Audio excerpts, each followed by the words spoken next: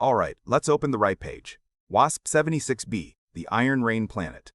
WASP-76b sits about 640 light-years from Earth, orbiting its host star at a distance so close that a full year there lasts just 1.8 Earth days, so close that a full year there lasts just 1/10 Earth days.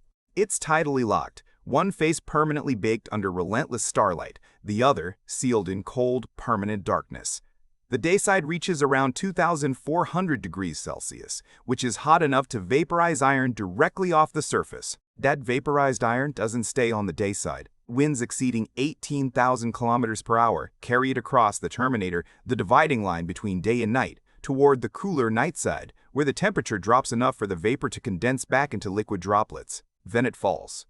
On WASP-76b, it rains liquid iron every night on the same hemisphere, in an unbroken metallic downpour. Scientists confirmed this mechanism in 2020, when the ESP-RESO spectrograph on the Very Large Telescope detected iron's chemical signature shifting sharply at the day-night boundary, a clear indication that iron was being transported in one direction and precipitating on the other. The day side creates it. The night side drowns in it.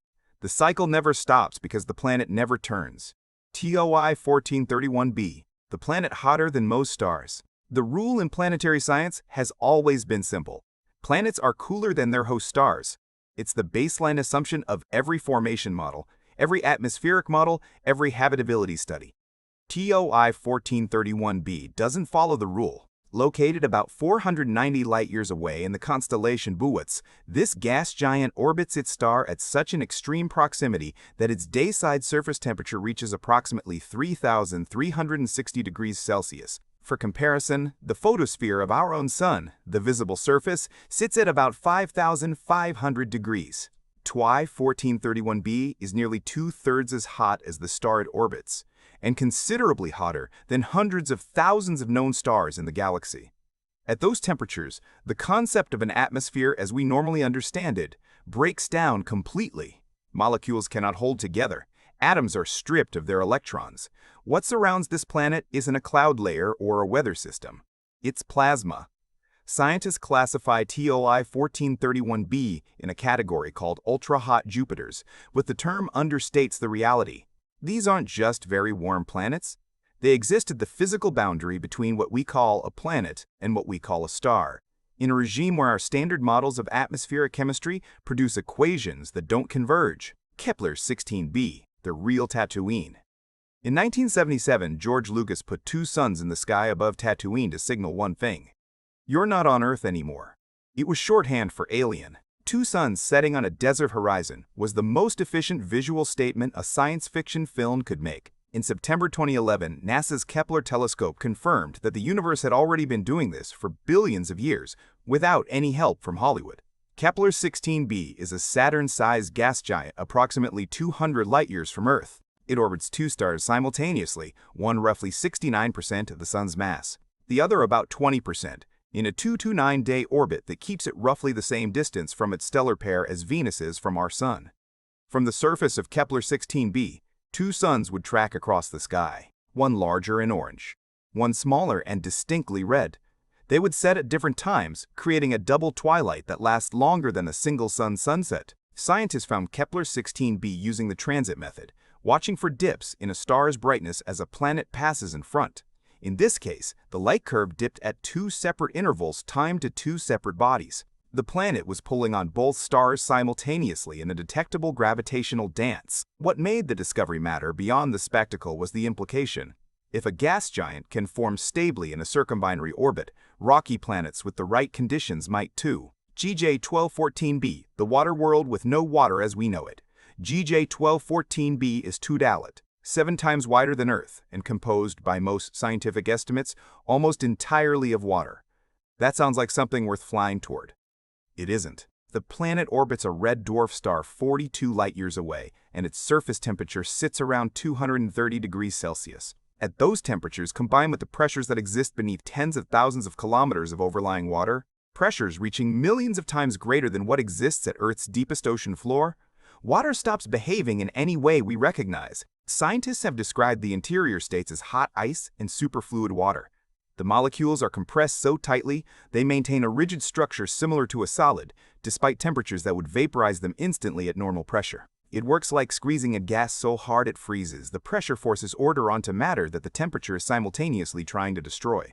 Above that layer, a ceiling of superheated steam presses down from the atmosphere, with no clear boundary between liquid and vapor.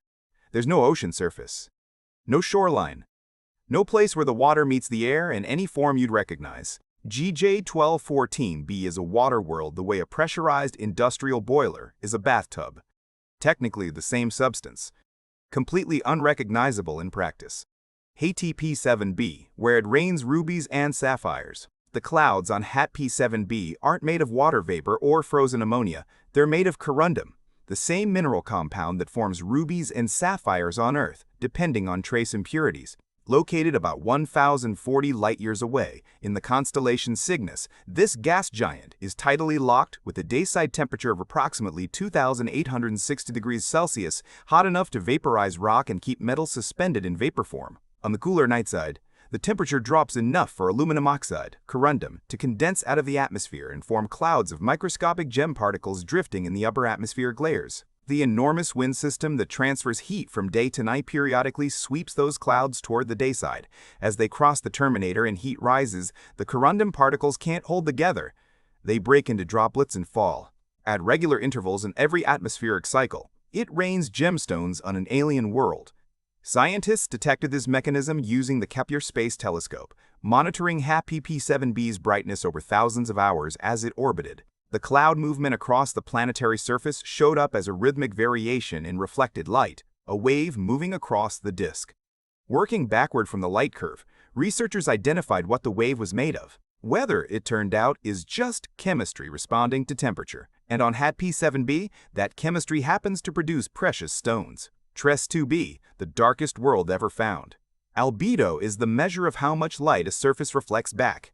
Earth's albedo is about 0.30. It returns 30% of the sunlight that hits it. The moon returns about 12%. Fresh asphalt returns around 4%. Coal reflects between 3 and 4%. TRES-2b reflects less than 1% of the light it receives, less than any natural material scientists have identified in any sample from any body in the known solar system or beyond. It is the darkest planetary object ever discovered. Located 750 light-years from Earth in the constellation Draco, it orbits its host star at a distance closer than Mercury orbits our Sun. By that orbital proximity, it should be blazing with reflected starlight. Instead, it appears in telescopes as a near-perfect void. Researchers believe the atmosphere is saturated with a combination of light-absorbing chemicals, vaporized sodium, potassium, and titanium oxide compounds that together function as an almost complete optical trap. Any photon entering the upper atmosphere scatters repeatedly between absorbing particles, losing energy at each interaction until it's converted to heat and never escapes. The planet absorbs virtually everything. It returns almost nothing. TRES-2b does emit a faint glow in infrared, its own internal heat bleeding out at wavelengths the human eye can't see. Passing through that region of space, it would look exactly like a gap in the stars, a spear-shaped absence where nothing comes back. That's it for today. Subscribe for more, smash the like button, and drop a comment with your thoughts. I read every single one. Peace.